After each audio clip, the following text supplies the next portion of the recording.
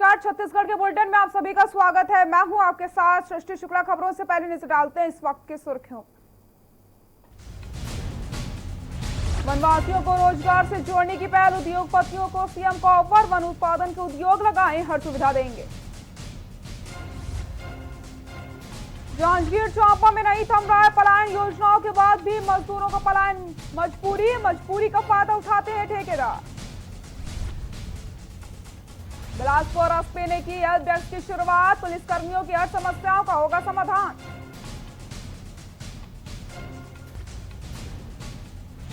बेमेतरा में कृषि मंत्री के नगर पंचायत देवकर की सौगात, 4 करोड़ 9 लाख की भूमि का किया भूमि पूजन, देवकर के विकास में लोगों में खुशी। कोरबा में लूट की बड़ी वारदात, लुटेरे ने एसीबी कंपनी में लूटे 21 लाख, पुलिस आरोपियों की तलाश में जुटी। बिलासपुर में गौवंश की तस्करी का मामला, दलाल और ड्राइवर हुआ फरार, 32 जानवरों से लदा ट्रक बरामद। आप देख रहे हैं के न्यूज, खबरों का सारथी। सरकार और प्रशासन आए दिन गांवों को लेकर के बड़ी बड़ी घोषणाएं करते रहते हैं, लेकिन इन घोषणाओं की जमीनी हकीकत कुछ और ही है। देखिए पूरी रिपोर्ट। और उससे पहले आपको लखनऊ ले चलते हैं, जहां पर मुख्यमंत्री योगी आदित्यनाथ क्या कुछ कह रहे हैं आपको दिखाते हैं। साकार करना, जनपद मुख्यालयों में 24 घंटे की विद्युत की आपूर्ति हो सकती है, इस सपने को साकार करना, नौजवानों के लिए रोजगार के लिए व्यापक निवेश की कार्रवाई को करना। जिस प्रदेश में हर नौकरी जातिवाद की चपेट में आता था, भ्रष्टाचार की चपेट में आता था, 3 वर्षों में 3 लाख से अधिक नौजवानों को नौकरी दे देना और आगामी 1-1.5 वर्ष के दौरान 3 लाख नए नौजवानों को सरकारी नौकरी देने की एक व्यापक कार्य योजना को आगे बढ़ाने की कार्रवाई जो चल रही है, इन सबको ध्यान में रखते हुए विगत 3 वर्षों के दौरान 20 लाख से अधिक नौजवानों को निजी क्षेत्र में भी रोजगार और नौकरी के साथ जोड़ने का कार्य, 1.5 करोड़ नौजवानों को स्वतः रोजगार और रोजगार के साथ जोड़ने का कार्य, ये जो हुए हैं, कैसे कोई समाज विरोधी तत्व, कैसे कोई राष्ट्रद्रोही तत्व इन सब चीजों को स्वीकार कर सकता है? क्योंकि उन्हें तो जर्जर यूपी चाहिए था, दंगाग्रस्त यूपी चाहिए था, अराजक यूपी चाहिए था। अब उनकी मनसाएं पूरी नहीं हो रही तो षड्यंत्र रचने में लगे हैं।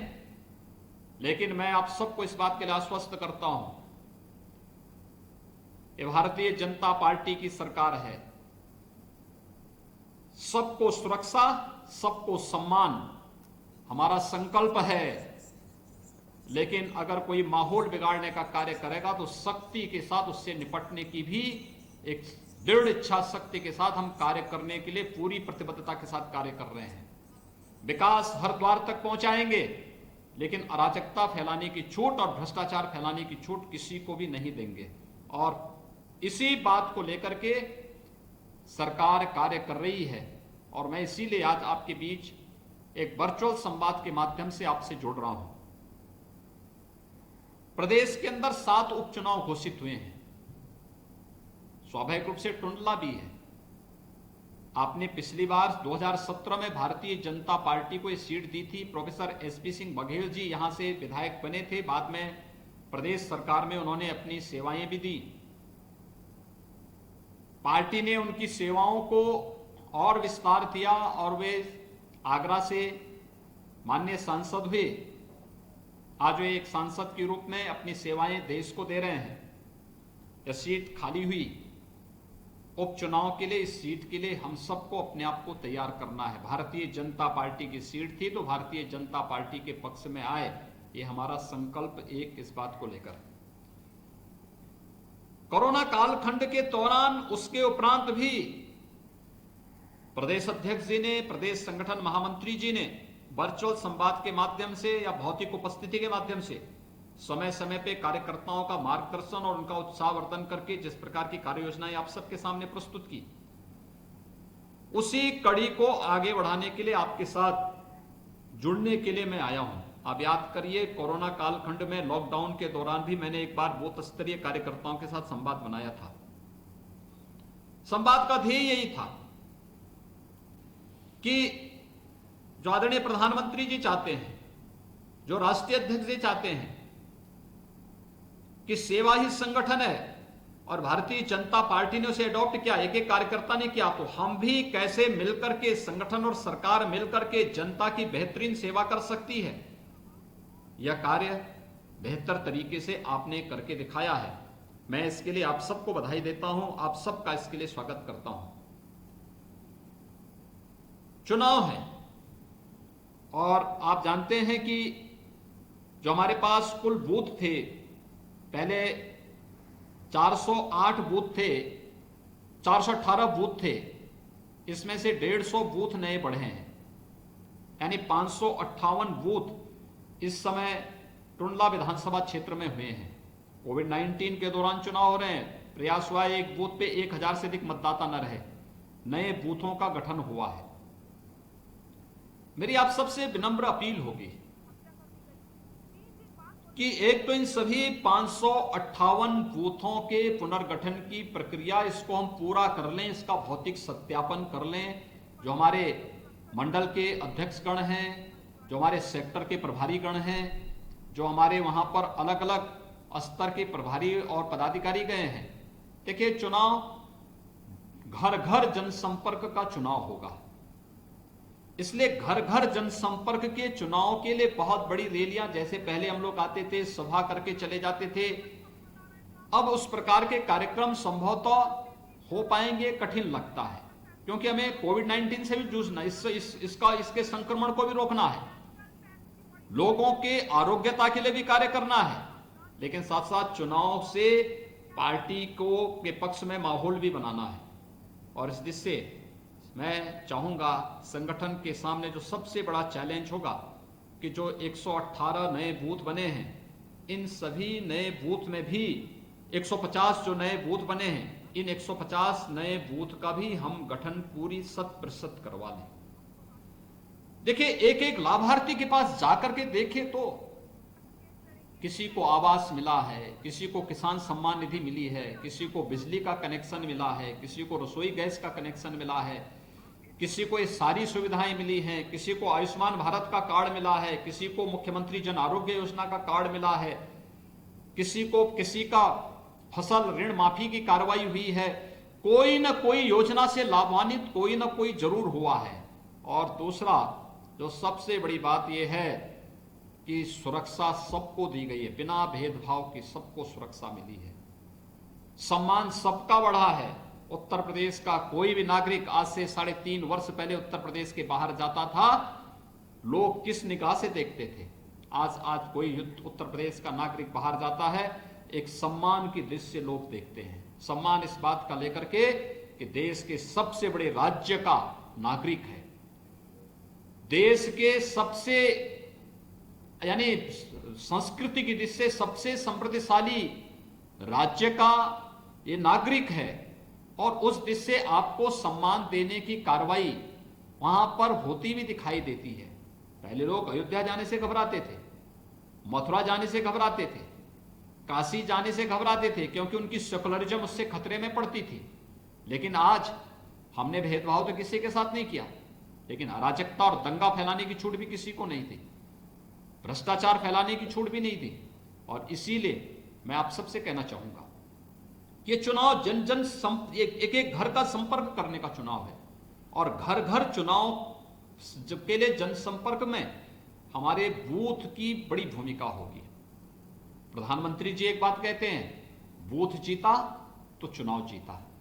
यानी अगर हमने चुनाव को अपने झोली में डालना है, तो चुनाव में वही बूथ हम जीतेंगे जो बूथ हमारा गठन होगा, जहां पे हमने घर घर संपर्क किया है और उसमें मतदाताओं को अपने पक्ष में करने का प्रयास किया है। मेरा मानना है, जब हमने शासन की योजनाओं में कोई भेदभाव नहीं किया, न जाति के नाम पर, न मत के नाम पर, न मजहब के नाम पर, न क्षेत्र के नाम पर, न भाषा के नाम पर, किसी भी नाम पर नहीं, हमने तो सबका साथ, सबके विकास के आधार पर योजनाओं का लाभ हर एक नागरिक को दिया है। तो हमें भी लाभार्थियों तक पहुंचने में कोई संकोच नहीं करना चाहिए, हमें पूछना चाहिए, जाना चाहिए, उनके साथ सेल्फी लेना चाहिए। सोशल डिस्टेंसिंग बनाते हुए भी आप सेल्फी ले सकते हैं और बताना चाहिए शासन ने आपको दी है, सुरक्षा शासन दे रही है, हर एक प्रकार की सुविधा शासन दे रही है, सरकार इन सब चीजों के लिए आपको पूरी प्रतिबद्धता के साथ कार्य कर रही है। और इसलिए आपका वोट भी भारतीय जनता पार्टी को मिलेगा। तो यह एक नया उत्साहवर्धन होगा, सरकार के कार्यों पर मोहर होगी। इन कार्यक्रमों को हमें आगे बढ़ाना पड़ेगा और मैं सबसे पहली अपील करूंगा इसके लिए प्रत्येक बूथ और प्रत्येक सेक्टर के गठन के। चुनाव तो बूथ का और सेक्टर का है। हमने बूथ जीता, चुनाव हमने जीत लिया और इसके लिए मैं सभी सेक्टर प्रभारी, जो हमारे 81 सेक्टर हैं, इन 81 सेक्टर प्रभारियों से मैं कहूंगा और मैं श्रीकांत जी से भी और हमारे जो BL वर्मा जी हैं इनसे भी मैं कहूंगा, मोती सिंह जी से भी कहूंगा, रजनीकांत जी से भी, मानवेंद्र जी से भी कहूंगा कि जो भी वहां पर हम दायित्व दें माननीय विधायकों को, अन्य पदाधिकारियों, सेक्टर स्तर पर हम उनकी जिम्मेदारी दें। अब रुक करते हैं छत्तीसगढ़ की खबरों का। सरकार और प्रशासन आए दिन गांवों को लेकर बड़ी बड़ी घोषणाएं तो जरूर कर देता है, लेकिन जमीनी हकीकत कुछ और ही बयां करती है। ये रिपोर्ट देखिए।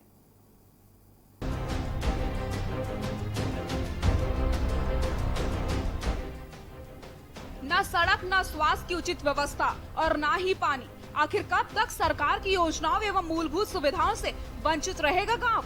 सरकार और प्रशासन आए दिन गांवों को लेकर बड़ी बड़ी घोषणाएं करते रहते हैं, लेकिन इन घोषणाओं की जमीनी हकीकत कुछ और ही है। बता दें, सरकार की लाख घोषणाओं के बाद भी गांव में अभी तक विकास नहीं पहुंच पाया है।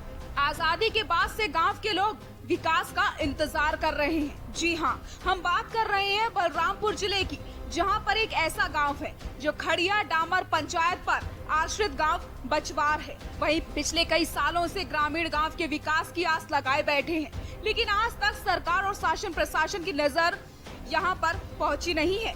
गांव के अधिकांश लोग आदिम जनजाति के हैं, जहां आज भी आवागमन के लिए कोई रास्ता नहीं है और पानी, स्वास्थ्य तथा शिक्षा की कोई व्यवस्था नहीं है।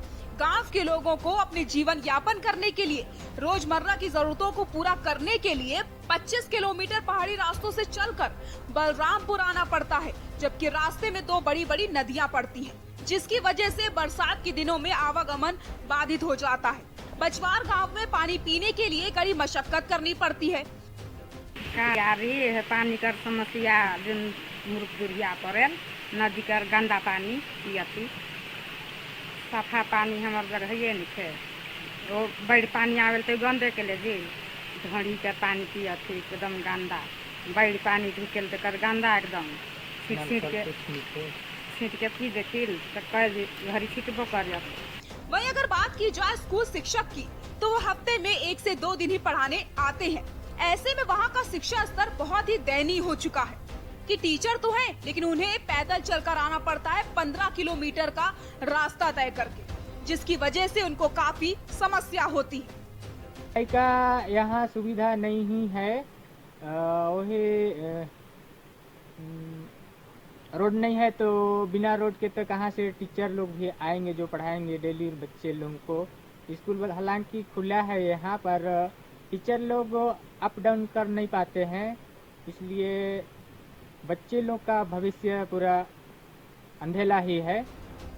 चुनाव से पहले विकास के भारी कसीदे पढ़े जाते हैं, लेकिन सत्ता में आते ही अपने वादों से मुकर जाते हैं। आज तक ये गांव अपने मूल स्वरूप में आने के लिए तरस रहा है। यहाँ के निवासियों की ये मजबूरी हो गई है। गांव में लोग बीमार पड़ने पर स्वास्थ्य सुविधा के नाम पर जंगली जड़ी बूटी और झाड़ फूक का सहारा लेते हैं। वहीं गंभीर अवस्था में लोग मरीज को कंधे पर ले जाकर लगभग 25 किलोमीटर दूर अस्पताल लाने को मजबूर हैं। शासन से, प्रशासन से मैं कई बार ये लिखित में और शिविर में आपका, जब यहाँ पूर्व में सरकार थी भारतीय जनता पार्टी की, उस समय भी और अभी भी मैं कई बार मांग कर चुका हूँ कि उनके व्यवस्थापन के लिए, ताकि उनको नीचे में कहीं मैदानी स्थल पे उनको व्यवस्थापन किया जाए, ताकि जो भी शासन की जो योजनाएं हैं वो योजनाओं का लाभ वो गरीब परिवार ले सके। लेकिन अभी तक इसमें कोई विचार नहीं किया गया है और ना कोई अमल किया गया है, जिससे कि उनका जीवन पूरा अस्त व्यस्त चल रहा है। मैं तो सीधा सीधा ये कहूँगा कि उनको किसी भी योजना का, किसी प्रकार का कोई भी लाभ नहीं मिल रहा है, बल्कि उनको PDS का अपना राशन लेने के लिए 17 किलोमीटर नीचे उनको आना पड़ता है बुद्धूडी में, और वहाँ से अपना राशन लेके वो 17 किलोमीटर घाटी चढ़ के फिर अपने घर पहुँचते हैं। आखिरकार इन सभी समस्याओं की जवाबदेही किसकी है, ये एक बड़ा सवाल है। बलरामपुर से के न्यूज के लिए गुलाब ताज की रिपोर्ट।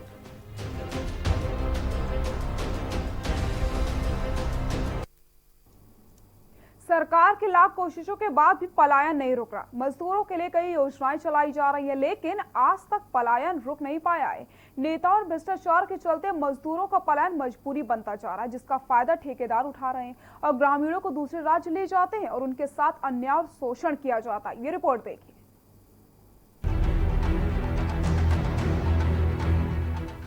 सरकार द्वारा गांव से लेकर शहर तक मजदूरों का विभिन्न प्रदेशों में पलायन रोकने के लिए भले ही कई योजनाएं चलाई जा रही हो, लेकिन हकीकत कुछ और ही बयां करती है। गांव से लेकर शहर तक के मजदूर प्रत्येक दिन अपनी मजदूरी के लिए खाक छानते नजर आते रहते हैं। गांव में खेती के मौसम में तो मजदूरों को काम मिल जाता है, लेकिन इसके बाद उनके पास कोई विकल्प नहीं बचता है। मनरेगा की स्थिति भी बद से बदतर बन चुकी है। एक तो इसमें काम का अभाव बना रहता है और अगर काम भी होता है तो वह जनप्रतिनिधियों एवं सरकारी सेवकों की भेंट चढ़ जाता है, जिसके कारण मजदूरों को काम के लिए शहर से लेकर अन्य प्रदेशों में रोजी रोटी के लिए पलायन कर बाजार के मंडी में खुद को बेचना मजबूरी बन चुकी है। छत्तीसगढ़ विधानसभा के अध्यक्ष डॉक्टर चरणदास महंत के विधानसभा क्षेत्र सक्ती से काम नहीं मिलने के कारण रोजी रोटी के तलाश में सैकड़ों की संख्या में ग्रामीण मजबूरी में अन्य प्रांत पलायन कर रहे हैं। अपने छोटे छोटे बच्चों को लेकर हजारों किलोमीटर दूर राजस्थान जा रहे हैं, लेकिन इन ग्रामीणों से पूछने वाला कोई नहीं है। दूसरी ओर सरकार जहां मजदूरों किसानों के हित में सैकड़ों योजना चलाने का दावा करती है, लेकिन यहां सब फेल होता नजर आ रहा है। छत्तीसगढ़ से आए हैं, सक्ती से, सोठी से, वार्ड नंबर 2 के हैं। हम लोग कमाने जा रहे हैं और बस बंद हो गया है और यहाँ तो कुछ काम नहीं है। छत्तीसगढ़ में कोई है जो भी कमा रहे हैं, हमारे से कोई नहीं है। यहाँ पे राशन कार्ड वार्ड सब है, सब मिल रहा है, तो चावल को खाएंगे के कंकड़ खाएंगे? काम नहीं मिलता वहाँ। काम कहाँ मिल रहा है? एक गाड़ी सीमेंट उल दो या एक गाड़ी छड़ उल दो, उसके बाद कोई कुछ नहीं है। अब देखा साहब, ठेला तो लॉकडाउन में आप देखा था कितना दिन हो गए। ठेला वाला 50 रुपए 60 रुपए कमाई देखा, 50 रुपए तो आलू की कीमत है। तो काला खाही अब काला बताही अब काला लोग लेकर पोसी। अब कमाने वाला है तो चल देथन। तो रही से पहली राशन कार्ड था वो नहीं रास्ता का दिन था, नहीं पाता कितना दिन हो गया, 5-6-7 साल हो गए। राजस्थान के लिए बस निकले ग्रामीण जांजगीर चांपा रोड ITI के पास पहुंचे ही थे, उनकी बस अचानक बीती रात खराब हो गई। ग्रामीण रात भर परिवार सहित वहीं रुके रहे।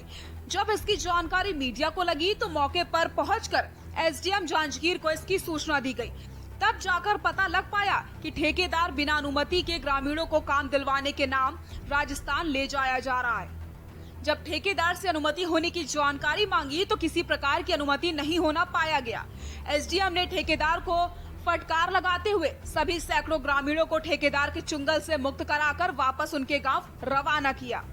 हमको जैसी सूचना मिली कि कुछ ग्रामीण जो हैं उन्हें अवैध रूप से राजस्थान की बस द्वारा ले जाया जा रहा है, तो मौके पर पहुंचे और वहां पे लेबर डिपार्टमेंट को भी सूचित किया। लेबर इंस्पेक्टर आए और उन सबके नाम वगैरह नोट किया है। उनसे पूछा गया कि किसके साथ जा रहे हो, तो वो जो भी दलाल हैं किसी का नाम वो नहीं बता रहे और वो मीडिया कर्मी और प्रशासन से लगातार दुर्व्यवहार कर रहे थे।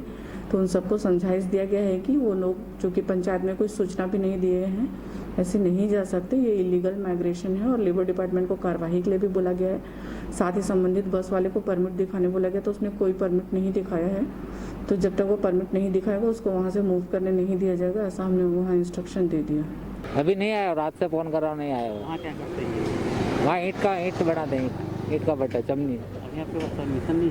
परमिशन अभी नहीं है, मतलब सवारी का परमिशन नहीं। बाकी हमारे पास टैक्स वगैरह, गाड़ी का हमारा टैक्स वगैरह सब है। हाँ, मजदूर ले जाने का हमारे पास नहीं। नहीं ले जाए, खाली कर दिया हमने।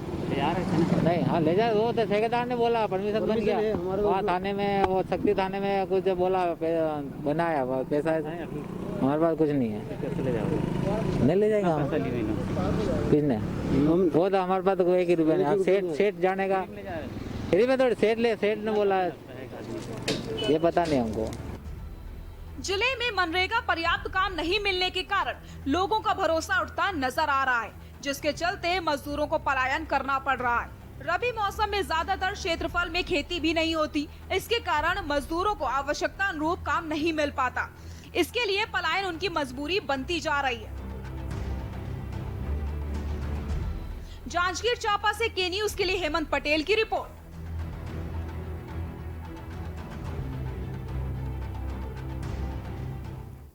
कृषि मंत्री रविंद्र चौबे ने बेमेतरा के नगर पंचायत देवकर में लगभग 401 लाख की भूमि पूजन का कार्यक्रम देवकर नगर पंचायत अध्यक्ष जॉन्ट्री बाई साहू की अध्यक्षता में संपन्न हुआ, जहां विशेष अतिथि जिला कांग्रेस कमेटी अध्यक्ष बंसी पटेल, ब्लॉक अध्यक्ष संतोष वर्मा के आतिथ्य में कार्यक्रम संपन्न हुआ। बता दें आपको, नगर पंचायत देवकर में बीते 8 मार्च से एक निर्माण कार्य आरंभ हुआ था।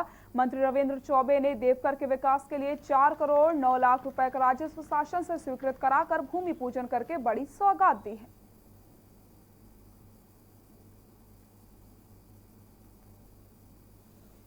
देखिए, अब इसको तो लगातार कहाँ हुआ है, कोरोना काल में तीसरा कार्यक्रम हुआ है केवल, और अब तो हम लोगों को कोरोना को अपनी ज़िंदगी का हिस्सा बनाना है, तो कार्यक्रम तो अब निरंतर चलेगा। हर विभाग में जो विगत 15 साल से काम जो अटका हुआ था, और पिछले 5 साल तो लगभग इस क्षेत्र में समझ लीजिए, मैंने हमेशा कहता हूँ ना, एक तो धान की खरीदी का केंद्र नहीं खुल पाया था।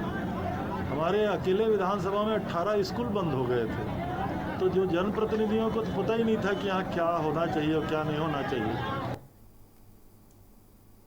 कबीरधाम जिला में कोरोना की बढ़ती आंकड़े देखकर कलेक्टर रमेश शर्मा ने जिले वासियों से अपील करते हुए कहा कि आज से जिले में सभी शहरी व ग्रामीण क्षेत्रों में कोरोना सघन सामुदायिक सर्वे अभियान का आरंभ किया जा रहा है। राज्य शासन की ओर से कोरोना संक्रमण से होने वाले असामयिक निधन व कोरोना संक्रमण के चयन को रोकने के लिए उद्देश्य से ये दूरदर्शी सर्वे करवाया जा रहा है। जब सर्वे की टीम आपके पास आए तो उन्हें व परिवारजनों के स्वास्थ्य से जुड़ी सही जानकारी दें। इसलिए ऐसे तमाम लोगों की जानकारी 5 से 11 अक्टूबर तक सर्वे करके एकत्र की जाएगी। इसके साथ ही नजदीकी स्वास्थ्य केंद्र में सभी आवश्यक व्यवस्थाएं कर दी गई हैं।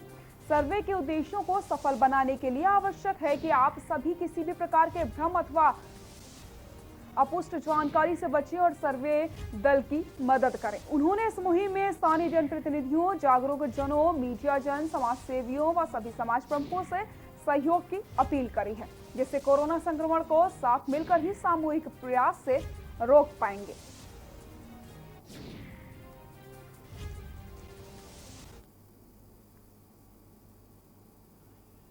नमस्कार, मैं रमेश कुमार शर्मा, कलेक्टर कबीरधाम, आप सबको बताना चाहता हूं कि 5 अक्टूबर से जिले के सभी शहरी एवं ग्रामीण क्षेत्रों में कोरोना सघन सर्वे सामुदायिक सर्वे प्रारंभ किया जा रहा है।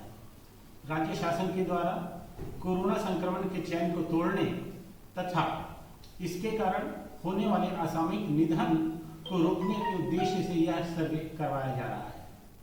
मैं सबसे यह अपील करता हूं कि जब सर्वे दल आपके पास पहुंचे तो आप अपने एवं अपने परिवारजनों के से संबंधित स्वास्थ्य की सही जानकारी सर्वे दल को उपलब्ध कराएं। इस सर्वे में कोरोना के संक्रमण से संबंधित प्रारंभिक लक्षणों के संबंध में, जैसे सर्दी, जुकाम, गले में खराश आना, स्वाद एवं सुगंध की क्षमता में कमी आना, या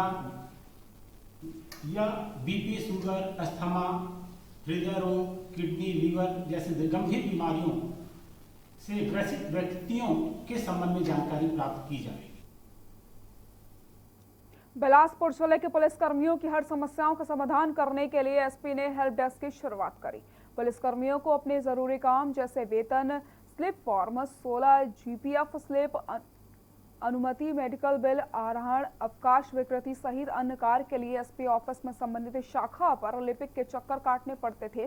समस्याओं के निराकरण में समय भी लगता था। इसे देखते हुए एसपी प्रशांत अग्रवाल ने हेल्प डेस्क की शुरुआत करी। एसपी ऑफिस में बनाए गए हेल्प डेस्क की मदद से कर्मचारी अपनी समस्याओं को यहां प्रस्तुत कर सकेंगे। यहां से संबंधित शाखा उसे भेज करके जल्द से जल्द निराकरण किया जाएगा।